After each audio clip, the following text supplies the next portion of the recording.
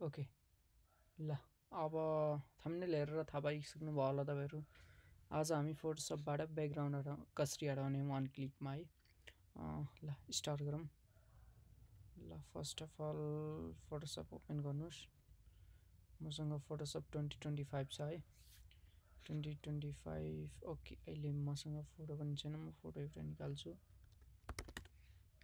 एउटा photo निकालौं first of all ल एउटा फोटो चुज गरे okay and then open the Photoshop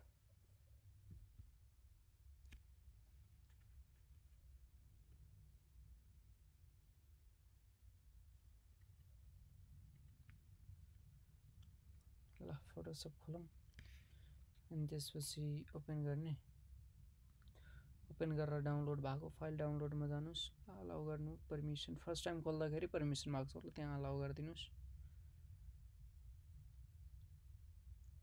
and then open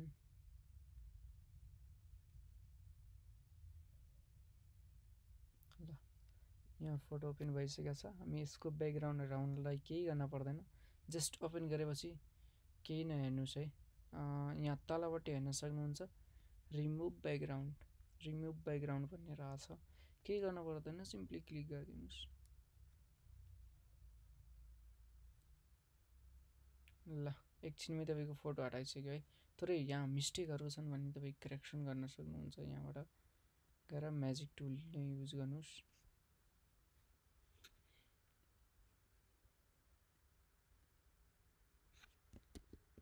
command Z ल command Z बाट पहिला त्यस्तो यहाँबाट मिस्टेक भयो भने अब्जेक्ट सिलेक्सन गर्नुस् है फर्स्ट अफ अल तपाईहरु यस्तो रिमुभ गर्नुहुन्छ भने थोरै मिस्टेक हुन सक्छ सो सेलेक्ट अब्जेक्ट मा क्लिक गर्नुस् यसले अब्जेक्ट सिलेक्ट गर्छ अनि तपाईहरुले जस्तै यो पार्ट मेरो खुट्टाको पार्ट काटेको छ है यो एड गर्नु छ भने यहाँ सिलेक्सन टुलमा जानुस् अनि त्यसपछि यसमा क्लिक गर्नुस् है यहाँ क्लिक गर्नुहुन्छ भने फेरि सुरुदेखि सिलेक्सन हुन्छ सो एड सिलेक्सनमा गर्नुस् अनि त्यसपछि यहाँ क्लिक गरिदिनुस् यहाँबाट एड हुन्छ यो पार्ट एड भयो यताको पनि पार्ट आयो सो यसलाई हामी कट गर्न पर्छ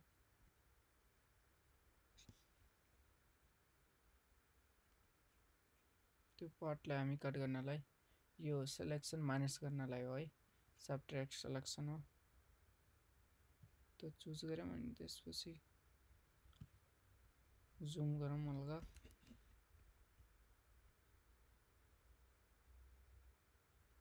ल यसरी हामी हटाउन सक्छौं त्यो पार्टहरु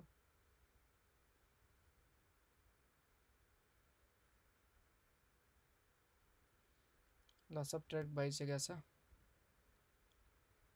सबभन्दा इजी मलाई बेस्ट लाग्ने भनेको तपाईको म्याजिक टुल रहेछ हैन म्याजिक टुल एकदम बेस्ट हुन्छ मलाई मन पर्ने भनेको म्याजिक टुल हो यहाँ यसमा छ है यसमा जानुस् तपाईहरु यहाँ म्याजिक टुल छ नि यहाँ क्लिक गर्नुस् यो म्याजिक टुलले एकदम बेस्ट काम गर्छ यहाँ जस्तै जहाँको भागहरु छुटेको छ भने यसले अटोमेटिक करेक्ट गरिदिन्छ भइसकेको छ लगभग केही छुटेको छैन त्यस्तो यहाँ सिलेक्सन एक्स्ट्रा भएको छ यसलाई हटाउनलाई फेरि लासो टुल छ है यो सिलेक्ट गरौँ अनि माइनसमै ओके यो प्लस हो हैन यो एड गर्नलाई युज गरिन्छ है कुनै पार्ट एड गर्न छ भने एड मा क्लिक गर्नुस् नभए सबट्र्याक्ट मा क्लिक गर्नुस् हामी सबट्र्याक्ट गर्ने हो सो सबट्र्याक्ट टुल क्लिक गरेर यहाँबाट हटाउन सकिन्छ ए भित्रको पार्ट रहेछ सो एड गर्नुपर्ने सरी भित्रको पार्ट हो सो एड गर्न पर्छ सबट्र्याक्ट हैन ल भइसक्यो अनि त्यसपछि यता थोरै छुटेको छ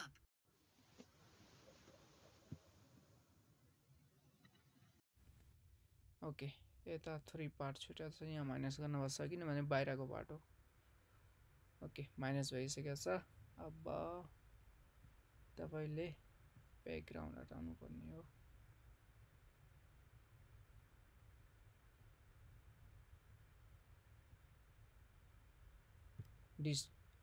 सेलेक्ट इन्भर्ट गरिदिनुस् है अनि त्यसपछि डिलिट गरिदिनुस् कमान्ड डिलिट ल हटिसकेको छ तपाईको ब्याकग्राउन्ड यसलाई एक्सपोर्ट गर्न सक्नुहुन्छ तपाईहरु एक्सपोर्ट गर्ने वे त्यही नै हो फाइलमा जानुस् एक्सपोर्टमा जानुस्, एक्सपोर्ट एजमा जानुस्, त्यसपछि साइजहरू चुज गर्नुस्। ट्रान्सपेरेन्ट गर्ने हो भने ट्रान्सपेरेन्ट अन गर्नुस्, नभए नर्मल्ली गर्दा हुन्छ। यहाँ एक्सटेन्सन चुज गरेर एक्सपोर्ट गरिदिनुस्।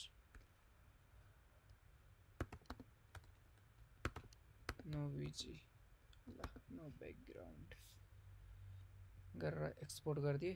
अब फोल्डरमा जानुस्, फाइन्डरमा, त्यसपछि यहाँ तपाईँको एक्सट्र्याक्ट गरेको फाइल लोकेसन हामी सेट गरेका थिएनौँ, डिफल्ट लोकेसन थियो, सो हेर्नुपर्ने हो डिफल्ट लोकेसन कहाँ यसले राख्छ। फाइलमा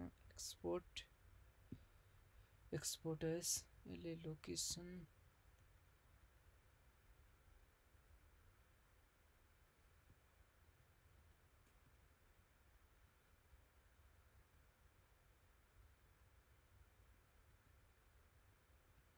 ल डकुमेन्टमा राख्दो रहेछ है। डिफल्ट लोकेसन भनेको डकुमेन्टमा राखेको छ। ओके, फाइन्डरमा गए, त्यसपछि डकुमेन्ट्समा जाने, यहाँ राख्यो है, नो भिजी पिएनजी। ल यसलाई ओपन गरेपछि यहाँ तपाईँको देखाउँछ। ल क्वालिटी एकदम हाई क्वालिटी नै आउँछ।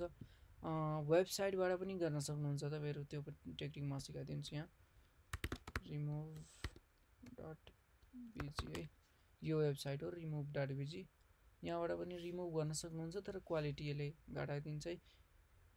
यसको पेड भर्जन पाउन सक्नुहुन्छ तपाईँहरू। सो हामी फ्री भर्जन युज गर्न लागेको, यसले पनि हटाइदिन्छ, बट डाउनलोड गर्दाखेरि क्वालिटी कम हुन्छ। यहाँ हटायो, यहाँ बच्यो, तपाईँहरू यहाँ प्लस माइनस गर्न सक्नुहुन्छ। म जस्ट सिम्पली डाउनलोड मात्रै गरेँ। ल भइसक्यो, यहाँ क्वालिटीमा डिफ्रेन्स हेर्न सक्नुहुन्छ। remove.bg बाट गरेको र फोटोसपबाट, एकछिन यो फोटोसप नै भयो, अनि यहाँ फोटोसपको यहाँ रहेछ। ल दुईटाको रिफरेन्स हेर्न सक्नुहुन्छ क्वालिटीमा।